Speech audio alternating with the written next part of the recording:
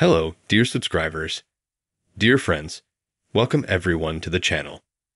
In this video, I will show you and tell you how to hide friends on Facebook on iPhone. Please be sure to watch this video to the end. Write in the comments whether my solution helped you or not. Watch the video to the end. Put likes. Write comments. Let's get started. We open Facebook on our devices.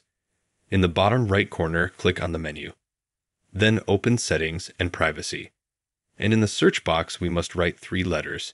It's Fry. Then we need to open this question. And here we need to click where I have only me on this blue dot. If you have public. Then to hide your friends on Facebook.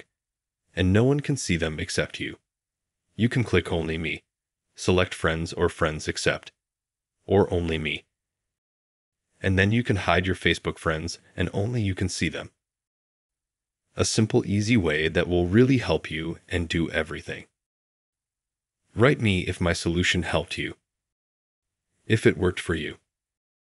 If you have any comments, write me and I will reply to everyone. Thanks for watching. Subscribe to the channel. Goodbye.